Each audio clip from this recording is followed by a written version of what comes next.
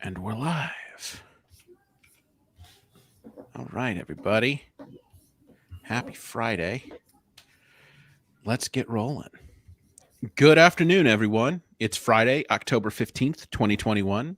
Today, we're talking about what to expect from Apple's Unleashed event next week and a little bit about the Apple Watch Series 7 because this is the iMore show. Joining me as always is iMore contributor Karen Freeman. Hey, Karen. Hello. And joining us today as our special guest is iMore writer Luke Filipovich. Hey, Luke. Hey, thanks for having me back. All right. Thanks for being here. And I'm speaking today to two people currently in Canada. Yeah. That's fun with cool, chill weather while I'm still boiling in 80-degree humidity. So that's lovely. So let's jump right into it because we have some big news to talk about a little later. But first, let's talk about today's news, and that is that the Apple Watch Series 7 has started arriving to like two of the people that pre-ordered one last week. I think all two or three of you who got your watch today, congratulations. Everybody else, happy November. But yeah, the Apple Watch Series 7 is officially out and in stores and on doorsteps and wrists today. I got to tell you, I'm a little surprised. Our one of our news writers, Oliver Haslam, he got his hands, I think, on the Nike edition, and he put it side by side with like an old Series 6 or Series 5, I think. And that screen difference is noticeable. It's noticeable when you're looking at something that's not black. Yeah. If you're comparing, if when you're looking at the black screen, the bezels just blend in. You can't really tell. But he had like a picture of his kid, and it was noticeable. You could see the borders were much smaller. Mm-hmm. So it's nice. It's nice. It's definitely. I mean, if I hadn't just bought a watch last year, I think I probably would have upgraded for that screen. It's nice. Yeah, it is. And from what I understand, that it really is a change in screen size and less so in case size. Right. And so it doesn't feel like, especially if you wear the bigger watch, it doesn't feel like it's much bulkier on the wrist. So that's good. Right. I can't really go any bigger on my wrist than the smallest Apple Watch because it already takes up almost my whole wrist. So what I can't go any bigger on a case size. Yeah, I've said it before, but we're now at a point where the small watch is 1 millimeter smaller than the original big watch. Yeah. Right. So yeah, we're cutting a little close here. What I'm really curious to see, though, from people who use this kind of thing, are the experiences on the new keyboard that's on the bigger watch. I'm a little sad that didn't make its way into watchOS 8 itself and is a Series 7 exclusive, because I would have liked to have swiped around on a keyboard on my watch. I don't think I would use that at all. I think I'd like it better like for quick text responses than the current scribble. I don't mind the scribble. That works for me because I'm not going to do more than a few letters anyway. If it's going to be more than 2 words, I'm going to go to my phone anyway. Take my phone. Yeah, I mean, I definitely see that point. But yeah, trying to use it. Karen or Luke, did you ever have like a Palm Pilot or a handspring visor, one of those PDAs in the early 2000s? No, definitely not. They definitely they had they had those like cheap little screens, and then they had a little handwriting area, and they had a very special kind of handwriting that you'd have to do that the device would be able to recognize. And using Scribble on the Apple Watch kind of reminds me like that, except it's a little more uncomfortable just because my stylus is like this big now. Yeah, the works fine for me. I just have to watch my handwriting. I'm one of these people that has naturally very messy handwriting, but if I really focus, I can write legibly. So I have to really kind of focus. Like you're back in kindergarten doing the alphabet table thing. Yeah, I'm curious about the QWERTY keyboard too on Apple Watch. I think that's the thing I'm most excited to try out. Just because I do more texting on my Apple Watch than probably the average person. It's just because I just like get lazy, or I put my phone's in the other room, and so I just answer on my watch instead of going to get my phone. I could get up and go get my phone, or I could stay. Yeah, Well, Yeah, do you dictate? Do you dictate the texts, or do you scribble them? It's ever since the update where you can do all three at once, use emojis, use scribble, and dictate. I actually do tend to do like a mixture. It's really, I have a really weird, I feel like it's a really weird texting style, but like I tend to use a mixture. I'll use like dictate for like words I don't want to spell or to like get the main point across, and then I'll use like scribble to add in like little things or whatever. I don't know. I kind of like texting on the Apple Watch. Like it's not like it's just, I like the convenience of it. Yeah. So, well, it sounds like you found a system that works for you. Yeah. So especially since they allowed you to do all three at once. Like I hated when I had to like dictate and then send a message and then I would scribble something or whatever. And that was always like annoying. It's like if I wanted to put an emoji, which I like using emojis in my text, I had to like send it in a separate text, and that bothered me. But now I don't have to do that anymore. So, but I am excited to see the QWERTY. I think the QWERTY keyboard has the potential to, especially since it's not just tap, it's also swipe, which I think is the important part, because tapping on, it's still a small screen. As big as it is, it's still a smaller screen. So tapping on that, I think, would be a little cumbersome, but I think being able to swipe, because I use a swipe keyboard pretty often on iOS now. I was going to ask. Yeah. So I find that it works pretty well. Like obviously you can make mistakes, especially when you're, if you're not paying too much attention, but iOS is pretty good at like knowing your language and know how you talk. It gets to know what the kind of stuff you say and thing. It learns from you, right? And so I expect the Apple Watch to kind of be able to do the same. So we'll see how that goes. So I'm excited for that for sure. I think it'll be much better. Yeah, I can see if you're already using a swipe keyboard on your phone, that would translate very nicely to the watch. You're just, because you're doing the exact same motion, just smaller. But I'm a two thumb typer on my phone. So for me to start swiping a keyboard, it's a whole new thing to learn. So I probably would not bother. Actually, you bring that up, Karen. I am curious to divert just a little bit. Since you're a two thumb typer on your phone, now that you're back on a bigger size of phone, do you find that to be easier than when you were two thumb typing on the Mini? I don't find it to be any different, really. It was a little bit of a learning curve to go from a bigger phone to the Mini, but going back to a larger phone, it's been no issue at all. Yeah, just like riding a bike. Yeah, just going back to it. So yeah, I hope everyone who ordered an Apple Watch Series 7 is having a good day today, or in the next several weeks when you finally get yours. I mean, truly, hopefully people are getting them earlier than expected, because Apple will do that sometimes. They'll say, we're going to push back your date, and then they don't. You get it on time anyways. Certainly, if anyone woke up this morning and tried to go to an Apple store to get one, I hope you had some luck. Without a pre-order. Without a pre-order, don't do that, people. Look. I think it's if you think you can get one, do what you have to, but yeah, it's certainly supply constrained is what we've learned like very quickly. Supply's went out, so people are going to be waiting for a while. Apple Watch, but speaking of the Apple Watch, just to address a rumor that came up this week that yes, we can't wait for people to have the Apple Watch 7 on their wrist before we have to start talking about Apple Watch Series 8. Rumors. Apple Watch Series 8, my God. So I think an analyst out of who is it? Yeah, Ross Young, analyst named Ross Young, seems to think that we will see 3 display sizes on the Apple Watch next year. But going bigger, not smaller. Going bigger and not smaller. That, okay. It's just out of my realm. I can't even consider that. Look, I get, especially thinking about what Karen said earlier about the size of the watch version. This is the smallest possible Apple Watch, and it is literally my entire wrist. It is 40 millimeters. This is a 40 millimeter, yeah. And as technology gets more complicated and you need bigger batteries to have sort of reliable all-day battery life on a watch, I understand not going smaller, but I don't know that the Apple Watch needs to be any bigger. Like the next step, I feel like, for like getting bigger in Apple Watch is if they really feel like an iPhone mini size device strapped to your wrist is the next thing. So it's less a watch and more of a cuff. Right. We've seen the memes.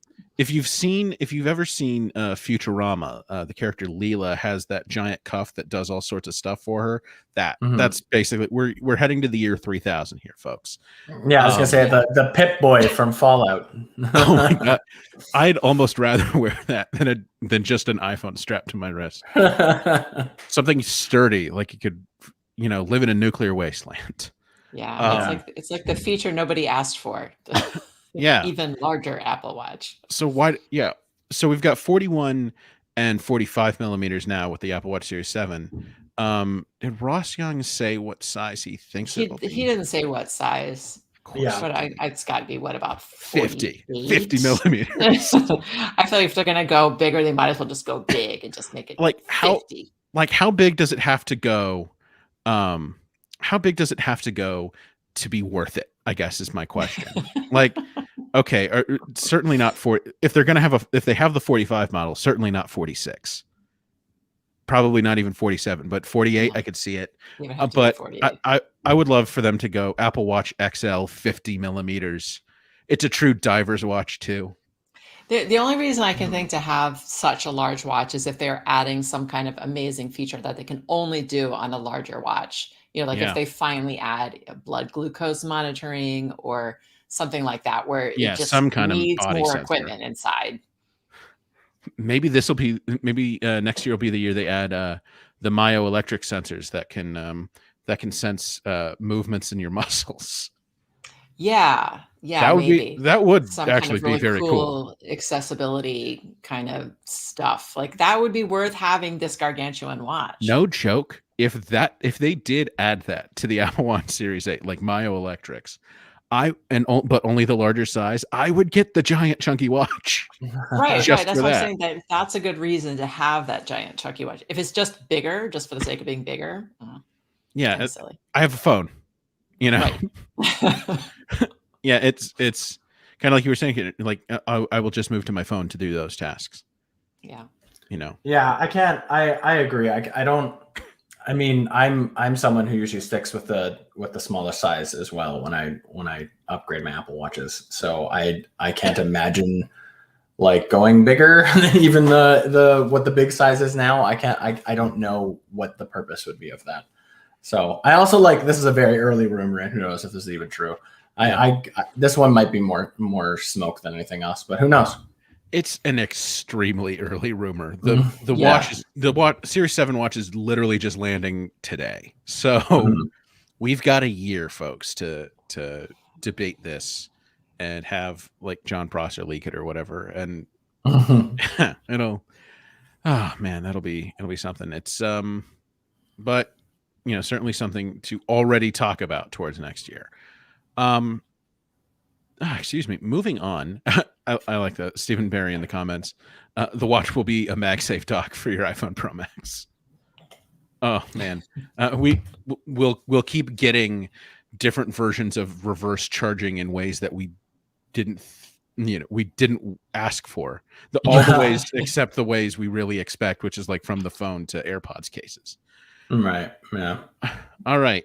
Moving on, we have some actual factual stuff to talk about, and that is Apple announced an event for next week. It isn't next Tuesday, though. It is on Monday. Yeah. It is an event on Monday. We're calling this the Unleashed event because that is what the invite said, just as it took us into hyperspace. So it seems like, obviously, if we do some of that good old Apple Kremlinology, what we can surmise is Apple bought Disney and is really going to focus on Star Wars. The invitation makes it sound much more exciting than I expect it will really be. Yeah, I certainly think it's going to be exciting for people looking to get their hands on some pro Apple Silicon Macs now. Mm-hmm. Yeah. So yeah, that's really what we're expecting next week is the MacBook Pro with M1 X, S, U, Ultra. I don't know. Friggin' who can really say at this point? It doesn't actually matter what Apple names it.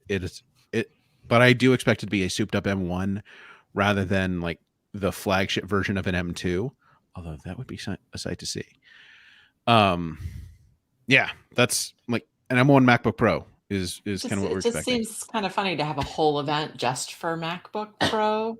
Well, remember, there may be the AirPods, but AirPods in the past have been press release announcements. So I don't know, maybe they'll throw that in too. But I don't know. It seems like usually events are more than just one or two products. It could. So it's interesting. I'm thinking about the Mac event from last year where they introduced the first M1 Macs. That event was mostly about the chip. Like that was an M1 event. And then like the last 15 minutes or so, they talked about the new computers. I wouldn't be surprised if this event's similar. Right. But that at least it was MacBook Pro, MacBook Air, Mac Mini. Yeah. So it wasn't just one computer in two different sizes. I also wouldn't be surprised if we got a substantial like reintroduction to macOS Monterey. But I mean, they've already introduced the chip. They've already introduced Mac Monterey. So they're going to review those things. I mean, well, Monterey, yes. The M1X though, Monterey would be a bit of a review, but the M1X would, I think, need an introduction to explain. So why is this so much better than the M1? Than the M1? What makes this the Pro? Like, what makes what are going to make these the Pro devices to get rather than saving some money and getting a MacBook Air or the 13-inch MacBook Pro or a Mac Mini? Yeah, now pro-ier than ever. Yeah. MacBook Pro now pro-ier than ever. I'm curious too. I'm pretty sure MacBook Pros are probably, I mean, everything's rumors until it happens, but I'm pretty sure like we're going to be able to expect those. But I am curious if they're going to throw what else they're going to. I feel like they're going to throw something else at us. I don't know exactly which. I feel that way too, Luke. Yeah. The whole like space theme and Unleashed, and I just feel like there's got to be something else like exciting.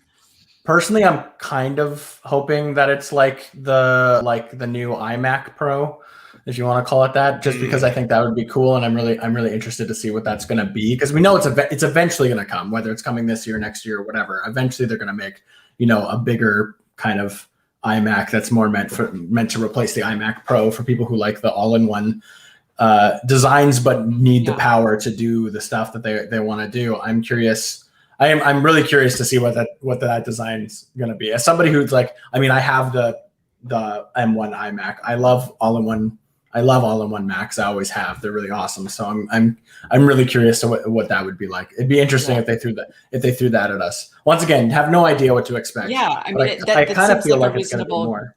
Yeah, I feel like that seems like a reasonable guess, but I haven't seen any rumors to that effect or leaks or anything. But exactly. So who knows? Who knows? Maybe this could be another short event, just like the M1 event was last year.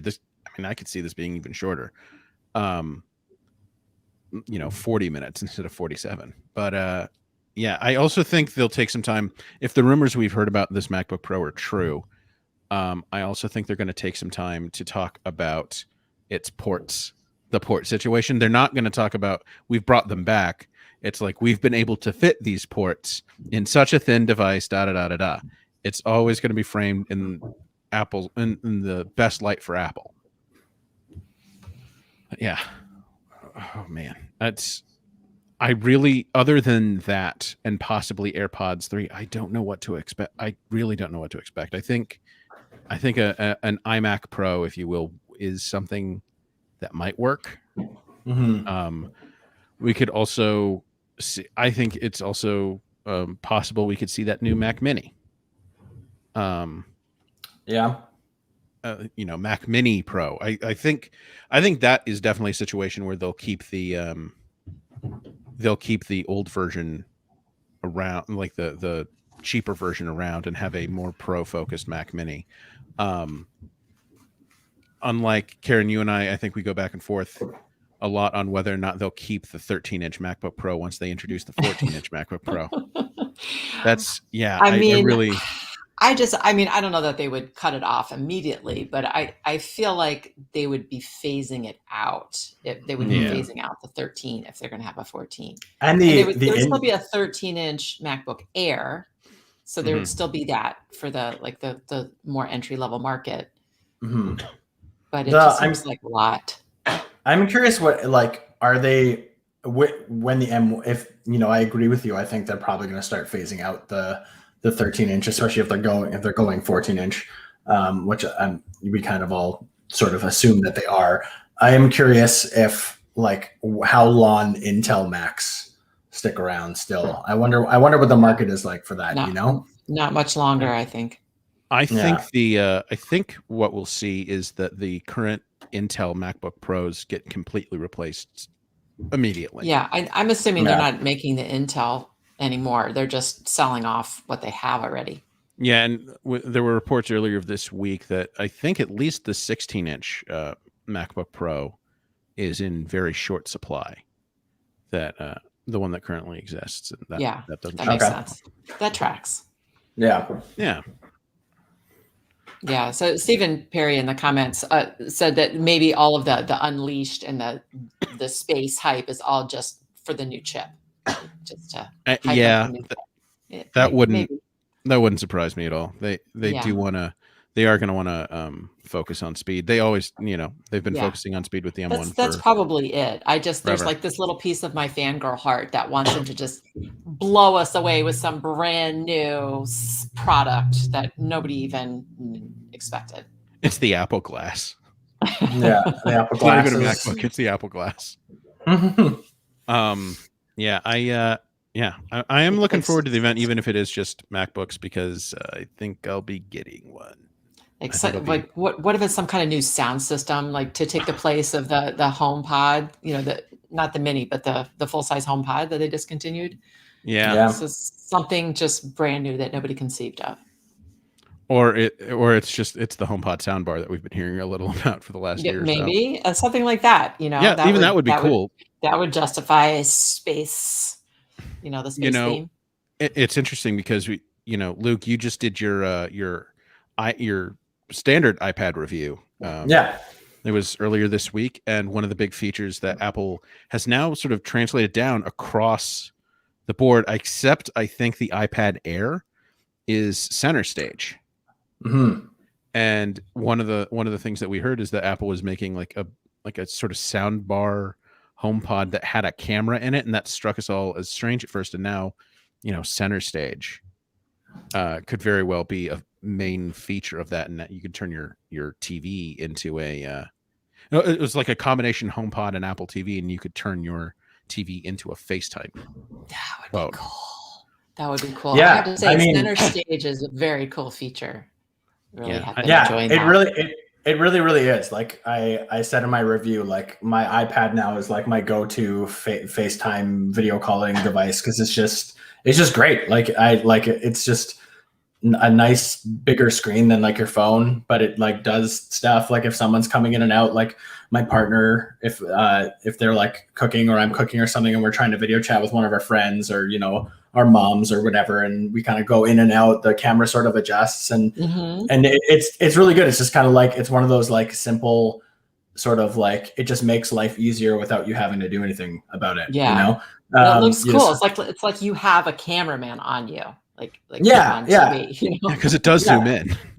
Yeah, and it zooms in, and it's really good. I really enjoy it. I'm glad that it did make its way down to the base iPad too, as well, because I was interested, like before they had announced it, I was wondering like if there was going to be an update, because they do seem to realize that we are in this sort of world now where like FaceTiming and video calling is, even before pandemic, it was definitely important to people. Like people use it all the time, but I feel like so much more. I feel like it's so much more important now. Like I said that too. Like I probably didn't FaceTime all that often or video chat all that often, except for like work related things, until everything kind of hit the fan in like 2020. And so it's really become like a pretty big part of my life now, and to make that part easier and just better is great. And especially since the iPad, the regular iPad is such an important device just for how accessible it is in terms of price. Right. I'm really glad that came down, because like it's something that they could have omitted, and they sort of have they have like, it's like it still has a really crappy camera, like back camera on it, right? Because that's clearly not that important to base iPad users, and obviously it's a way for Apple to keep the price down as well. But Yeah, and so we know that the front facing cameras sometimes haven't gotten all the love that they need to either. So it's a huge upgrade, even from just last year too. Like the front facing camera on the old iPad is just like, it's been abysmal for years. It's been almost it's been like nigh unusable, really. So to get this giant upgrade, it's really awesome. So yeah. Center stage on like an Apple TV situation would be like really cool, especially if you're like trying to like do a multiple, with lots of people, if you're sitting down in a room and like, when for example, last Christmas and Thanksgiving, this past Thanksgiving that just happened in Canada for, we had my papa, my 91-year-old papa kind of like zoom in with all of us in a living room. And we had to like set up like a webcam kind of way. And it's kind of a hard way to do it, but it's way better than trying to like pass around a phone to everybody. Right. If you have like a nice big sort of screen / camera setup, that would be interesting. Yeah. Well, I think even if this pandemic ever goes away, which is a big if, I think people have kind of gotten used to the video conferencing way of life. And I think that's going to continue. There are going to continue to be, events that you can attend via Zoom, and workplaces are going to be more remote going forward forever. And it's just a convenient way for people to get together from long distances. So I think it's going to become more and more important. And so I think, it's awesome that they have the improved front cameras and center stage and everything, even on the base model iPad. This has me thinking, though, thinking back to the event and what we can expect. Do we think, like, is now the time that center stage finally comes to the Mac? It did not come to the Mac with the iMac earlier this year. I think it's reasonable to expect that. To expect a vastly improved webcam on the MacBooks. Yeah, the MacBook Pros. Even with the lid being theoretically as thin as it still is. Yes, I'm going to say yes. I'm going to say that I just think that Apple is prioritizing front-facing cameras, and that's got to include the MacBooks. I guess that's true. I mean, last year it was notable that like the MacBook Air did not, like, the improvement to the camera was in the image signal processor. It was the best sort of terrible image you could get out of that tiny webcam. And now Apple's had a lot more lead time. Like, the M1 MacBook Air, that had been set probably for months and months in terms of the actual hardware they'd use in that. So probably even, or maybe even pre-pandemic. So now that they've had such a long lead time building up the new MacBook Pros, maybe they've had time to source thinner 1080p cameras, and they still have the image signal processor theoretically of the A14/M1 in that chip. I am curious. I was kind of thinking about this the other day, actually, where like, I think it would be great if they had, center stage on and better cameras, obviously, on the MacBooks and stuff. But part of me was wondering, like, I'm curious if there is something in Apple's mind, and I could kind of see it the way that I've been using it too myself since I've had my iPad. Like, center stage makes a lot more sense in a bit of a more mobile platform where it's not that, so I'm just curious because, like, I'm thinking, like, because as you mentioned, it's not on the iMac, right? That I'm using, but I was thinking, like, anytime I've used my iMac, I'm like more stationary than, because I have to be because of right. Yeah. So I don't like, I find I am usually sitting, and sure, I might move around like a little bit if I'm getting something from a drawer or whatever, but like knowing that this is my setup, I don't really stray from it as much. So I wonder if there's like a psychological aspect there that like maybe center stage makes a little more sense on a mobile platform, on a more mobile platform than like a standard, computer or laptop would. I would love to see it come. I would definitely love to see it come because I think it's just a great feature. I really do. Right. Like you're less likely to be putzing around your kitchen if you're on an iMac, whereas if you're on a MacBook, maybe you would be. Yeah, I was going to say, so yeah, I still think on MacBooks, there's definitely a use case for it. I mean, there's a use case for it in any situation, but I think like I can understand why maybe it didn't come to the Mac for sure. And I'm curious if they would extend that to the MacBook too, because it's not quite as mobile, as a tablet or phone. I think if they put it in the base model iPad, they could put it in anything. Yeah, I do.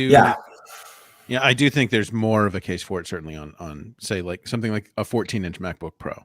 Yeah. But I mean, You're more it likely can't, to put, yeah. the technology can't cost them that much at this point if they're putting it in a $300 iPad, is what I'm saying. Yeah. So Yeah, why not totally. just put it in everything? Mhm. Yeah. Yeah, I just know I definitely love to see it. I'm looking forward to seeing what these computers actually are. For me, it's been a long time coming. I've been using my current MacBook Pro for just about 8 years, so I think I'm due for an upgrade. Yeah, That's not your primary computer, though. No, not anymore. It's not my primary computer anymore. This Mac Mini I've got has been my primary computer for the last two years. But yeah, a new sort of mainstay mobile work machine, especially with events like CES coming up to cover that stuff. Yeah. I was going to say you don't generally tend to go anywhere, but you are going to be going somewhere. I will be going exciting. to. I will be going someplace very exciting, very extremely early next year, in the form of Las Vegas for CES. So, one thing I'm actually very excited about, one thing a lot of people have complained about with the, let's say, 2016 plus revisions of the MacBook Pro, is that they're only the 4 ports, the 4 Thunderbolt ports. Now I fully expect to be that instead of getting, say, USB-A ports back or anything like that, we will be looking at, we'll continue to have Thunderbolt ports, maybe Thunderbolt 4 at this point. Yeah. And yeah, they'll be probably labeled Thunderbolt 4, USB-C 4 or USB 4, that sort of thing. And then the SD card reader. Like, I have an SD card reader on my current MacBook, and whenever I use my MacBook for photo editing, which is not often these days, that's actually mostly a job for my iPad Pro right now. But whenever I do that, I'm thankful that I haven't replaced it yet. So looking forward to having a machine that I can replace this with and still have a card reader and not have to have a dongle. Yeah, I don't know. I just don't feel like they would put the SD card reader back into the MacBook Pros after taking them out, but who knows? I feel like all the real photographers have dongles by now. I guess that's what I'm saying. Yeah, maybe. Sure. I mean, I certainly have one for my iPad, although mostly I just directly connect my camera these days. But I think for a lot of people, they like that sort of workflow of going to the, taking the card out. It's sort of muscle memory for them still, especially if they're on slightly older machines. Right. But you have to buy the dongles anyway, or the cord for to do that on your iPad Pro. So you already have the equipment. How much harder is it to stick it into your laptop instead? In the case of the thing I have, actually considerably, because it's built for iPad and it's built for like the sides of the iPad, and it has a little ledge on it. So, okay. Yeah. Yeah. Before we discuss further, Karen, why don't you talk to us about this week's sponsor? Yes. Capital One. Have you ever hit a technical snafu shopping online? Has filling out payment field given you a headache? Has mobile banking app ever been down when you wanted to use it? Capital One believes everyone deserves better banking. This means easier access to their money, more security, and that's why Capital One is investing in machine learning. Machine learning allows Capital One to do things like fight fraud with random forests, which means models quickly detect suspicious activity and make it faster to alert federal investigators. Identify how mobile app outages happen with causal models. Keeping our mobile app up and running doesn't happen by accident. Anomaly detection and incident response help determine why app outages happen, so engineers can quickly remedy them. Speed up online shopping with machine learning at the edge. Make shopping with virtual card numbers smoother and more secure. This technology is based on logistic regression models and running interference in the browser. It identifies payment fields, which helps make using virtual card numbers easier and faster. The potential of machine learning is so big. See how Capital One is using machine learning to create the future of banking. Machine learning at Capital One.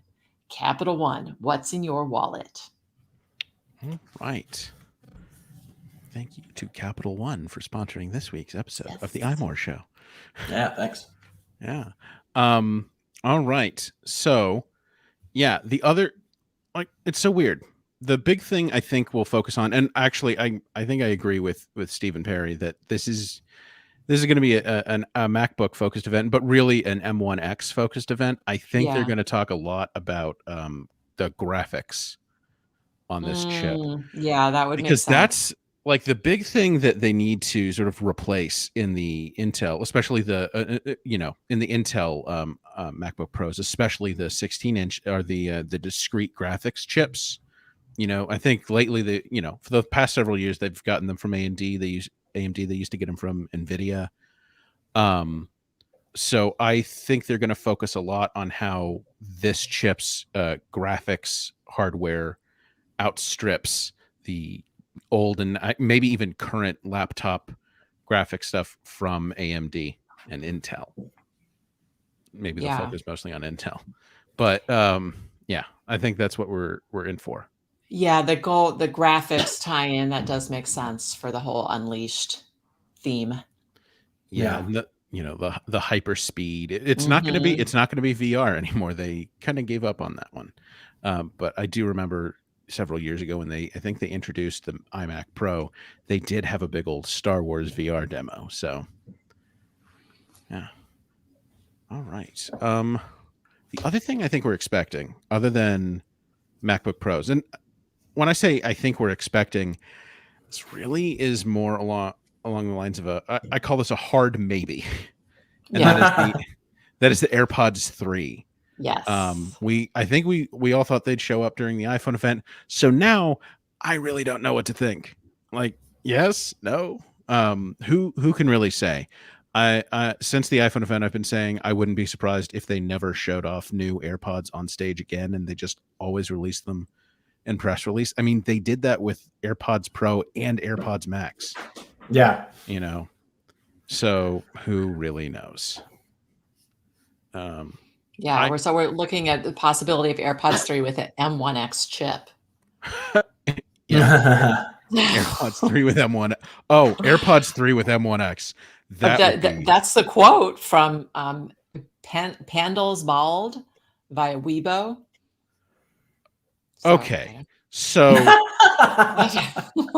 all right. So walk me through this, Karen. This person is claiming that we will see AirPods 3 with their own M1X chip, which, if I remember correctly, would be bigger than the physical AirPod itself by a considerable margin. So this person on Weibo, I don't know about them.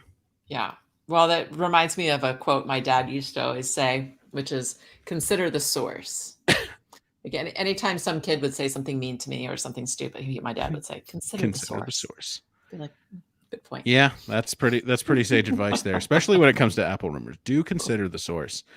I don't consider this source to be particularly reliable if they're saying I'm just not familiar one way or another with this particular one. I mean, let's follow that thread down for a second. An M1X AirPod Pro. So they really just microdot the M1X at this point and just like drop it in there on an eyedropper. What? Oh, AirPods with center stage. There we go. What? They also have cameras. They completely replace your Apple Watch and they have health sensors in there. No, this is the regular AirPods. I think most of what we're looking at here is just a redesign, and I think that's what we've heard pretty consistently over the last year or so. I don't know. Like at this point, what do we really need AirPods to do that they don't already do? This is a good question, and I said it a second ago, but probably more health sensors, like just getting more health sensors in your body. I know there are a lot of smart earbuds, especially when the true wireless earbuds really started first coming out around 2016. The more expensive ones put a lot of emphasis on, we can get your heart rate from inside your ear, and they had the sensors for it. So things like that things that work more closely with your Apple Watch and with the health app. There are all sorts. I think I use my Apple Watch as that primary sort of health wearable. my only really health wearable, and I get my stand rings and my activity on that. But then there are other like third-party devices, like Christine reviewed the I want to call it the Aura Ring for us several weeks back, and it is a it's a ring that has an app that works with the health app. So having like a secondary device built by Apple taking those health measurements wouldn't go. I think that would just make it. What kind of health measurements you can get from your ear that you can't get from your wrist? Temperature, maybe, like to take temperature. I think temperature's a good one. I don't know about accuracy, especially since I don't know if there's an accuracy measurement wearing your Apple Watch like this versus like this, or versus a sensor in your ear on like heart rate or something like that. I really don't know. I think temperature, though, Karen, is probably makes sense because there are digital thermometers that go in your ear. So that would seem logical. Yeah, or maybe they just, I don't know, track buildup or whatever. Oh, that's another whole issue. Or maybe they're better at administering like hearing tests, or maybe they sonically map the inside of your ear with all sorts of sensors. Somewhere I read that they were talking about making AirPods usable as hearing aids. Yes, which I thought was really interesting, because I know like a lot of older people do not want to wear hearing aids because they feel like it's there's like a stigma attached. Like that's admitting that you're really old. But if you're wearing these hip, cool, young AirPods, then I just think it would encourage a lot of people who are experiencing some hearing loss, maybe some mild to moderate hearing loss, that don't feel comfortable wearing a hearing aid. Why not wear AirPods? It makes it so much cooler. So this has been a rumor that's been around, I think, for the last couple of years, but it gained a little more steam this week with a sort of fresh dispatch, I think maybe from Wall Street Journal. From the Wall Street Journal, yeah. Yeah, and so the Wall Street Journal had that earlier this week, and so it gained a little more juice. I think Apple's been moving in this direction for a while. I mean, even some of the updates they've made to AirPods this year with iOS 15 and the AirPods firmware that came with that, there's more. I think I can't even remember what the feature's called, but it is a feature that sort of targets people speaking to you, so you can you can hear them better. That's usually where it starts. I mean, I'll admit to having some trouble myself if I'm in a crowded, restaurant or something, and I'm trying to hear the people that are at the table with me. Sometimes it's hard when there's a lot of background noise. Yeah, and I think there was a what was it? It was a there was a tweet by someone. I think it was actually Dave Wiskus. It's over at Standard, which is a video I think rep agency, and he was talking about how he had used I think they're called headphone accommodations in his for his AirPods, and he had created something. It's called an audiogram, which you actually need a third-party app to create.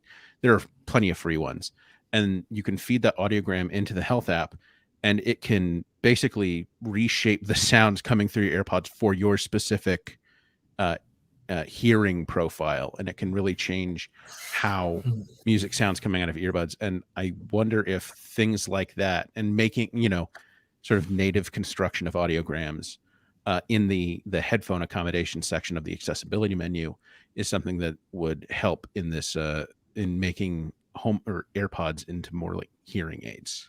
Right. The other thing that I think if I was in Fantasyland designing perfect AirPods is if it could also act as hearing protection, because sometimes I'll find myself like the other day I went to a concert, and I had not brought any earplugs or anything. The music was loud enough to really kind of hurt my ears. So it would have been nice if you're carrying AirPods around with you all the time anyway. It would be nice if you could just pop them in just to kind of lower the volume a little bit, so you can still hear the music, but just not quite so loud.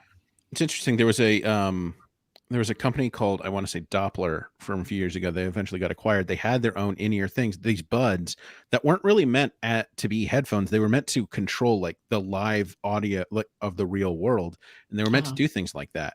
And I think features like audio transparency on the AirPods Pro and AirPods Max could probably stand to be tuned for that kind of use, where you could you could bring the music in, but you could control more of your experience with it. Right. Yeah. Now, unfortunately, I don't expect any of this to be in AirPods 3. I do think they're just going to be a design refinement. Yeah, no, I haven't heard anything to indicate any of this stuff that I'm saying. Yeah. I just think it would be fun. That It would would be be good. nice. I'd also love to see AirPods Pro 2, but all indications are that those are coming next year, like maybe spring, summer. Yeah. Well, Something what like if that. what if they merge the lines?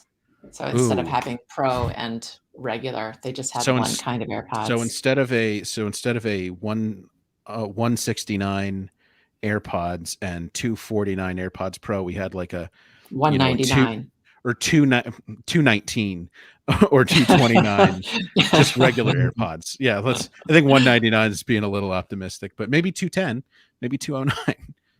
But no, at least 230, I would think, for those. Yeah.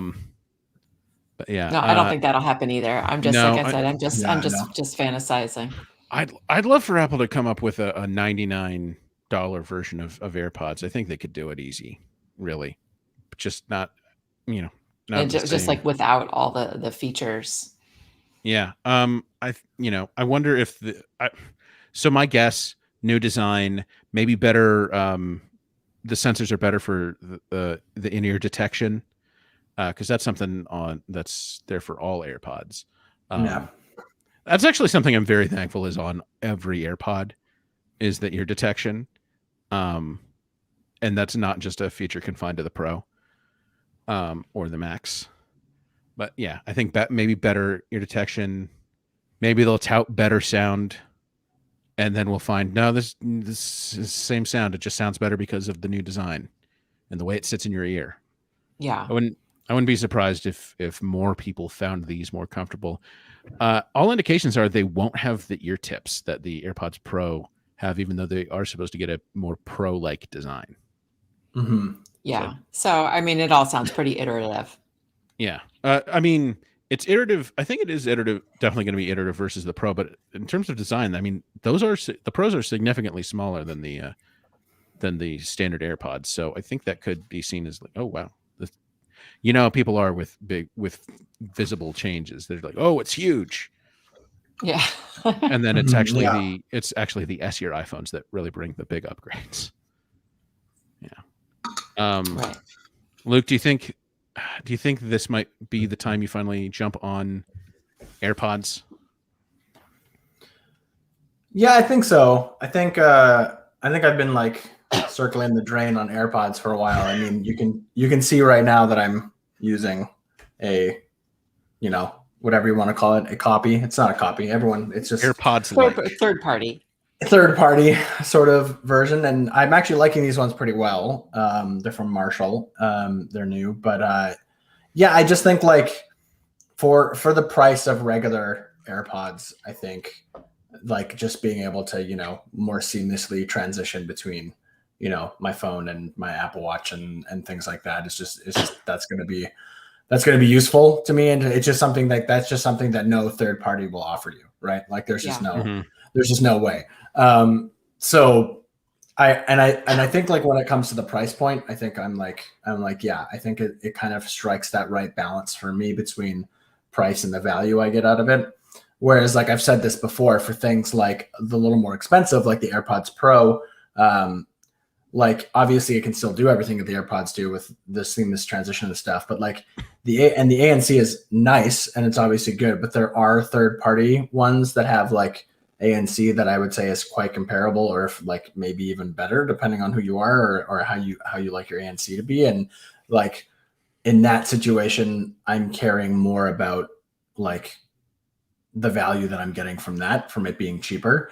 So it all depends on who you are and what you kind of value and how much you value your dollar at the end of the day. But yeah, I think that AirPods 3 will probably be the time I jump on.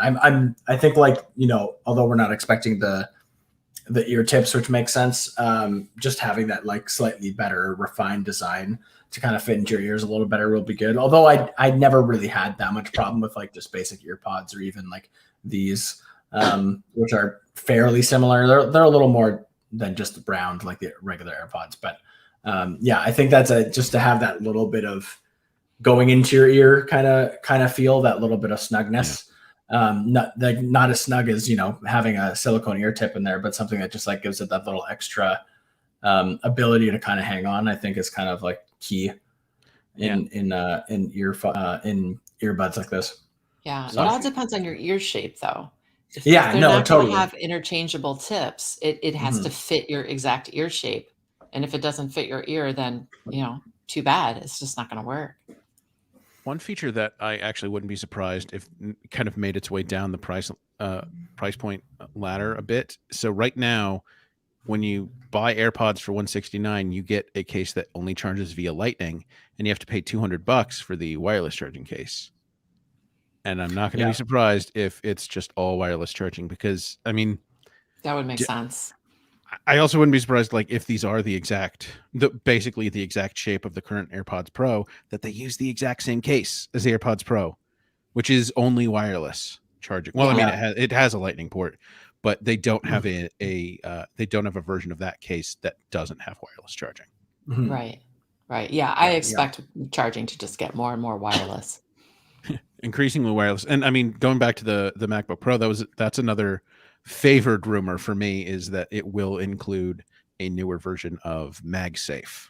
For charging. That would be nice. Yes, please do include MagSafe. It is so convenient, especially for people who have people tripping over their cords all the time. Yes, I was going to say, especially for people working in multi-person spaces. Oh yeah, just Of course, I'm the kind of person that would trip over my own wires. So I could trip over a power cord while I was sitting down. So that takes talent. Look, I'm a special kind of guy, and I have many talents, include breaking things. But yeah, I think MagSafe is probably the thing I'm most looking forward to on this MacBook Pro. And seconded by the SD card slot. I will like that. That's funny. The two things that you most want to see are like sort of past features. Yes, exactly. That they should never have gotten rid of. I'm also looking forward to, and I wouldn't be surprised if this is behind a lot of the production delay of this machine, because we've heard that this was supposed to come in June during WWDC.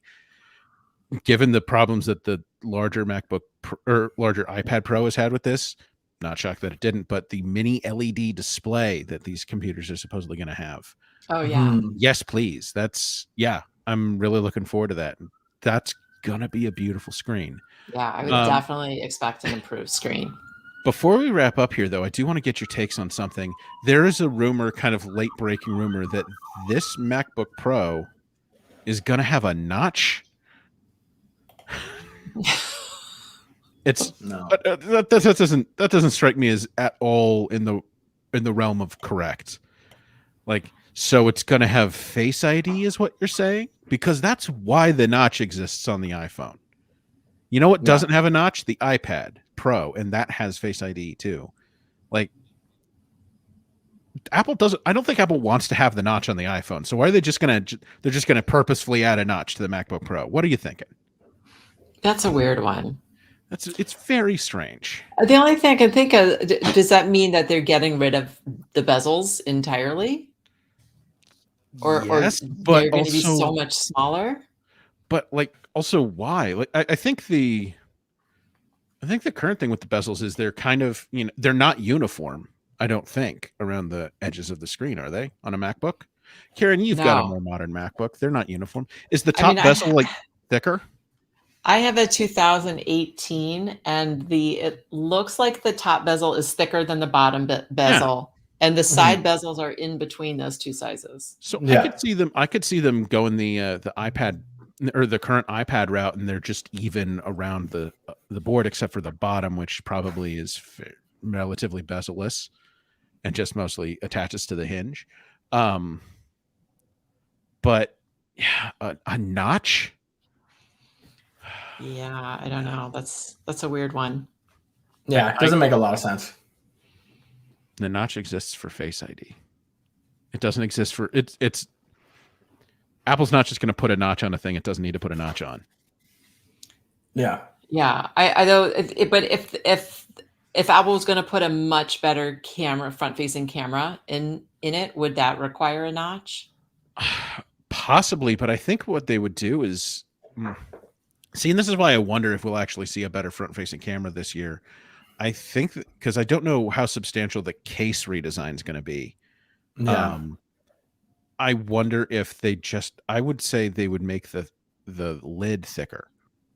Like I think, and I think I've expressed this before, but what I believe will eventually happen is the sort of the keyboard side of the MacBook will get thinner and the lid will get thicker and hold more computery stuff than just the display and camera. That's what I was thinking. Yeah. And I don't know that we'll see that this year. That's the feature that I'm looking for, is an improved camera. And because the MacBook Pro has I have the 2018 and the camera is just abysmal. Mm-hmm. Yeah. Which is why you're using a third party camera. I am using a third party camera. Yeah. And it's a lot better. It is a lot better. Yeah. I mean, it's still not like amazing, but it's definitely better than what the MacBook Pro has. Yeah. All right. So that is going to be Monday at 10 a.m. Pacific, 1 p.m. Eastern. We will, of course, be covering all of whatever Apple announces on iMore. So look out for that. Next week's show, we can discuss in detail what we learned. In detail, the exact specifications. I am looking forward to this idea that the 14 and 16-inch machines are going to be the same except for battery life and screen size, which is not the case for the 13 and 16-inch higher-end MacBook Pros now, because the 16-inch MacBook Pros get those discrete graphics chips. So I am interested to see if that comes true. Yeah. I really hate when they put more features on the larger products, because some of us just can't carry around these big gargantuan things, but that doesn't mean that we don't want the top features. Yeah. Also colors. I'm curious to see if they'll have any other colors than space gray or silver. Now for pros, pros don't get the fun colors. If we're lucky, maybe we'll get like starlight and midnight. Oh my God. Kind of colors. An indigo MacBook Pro.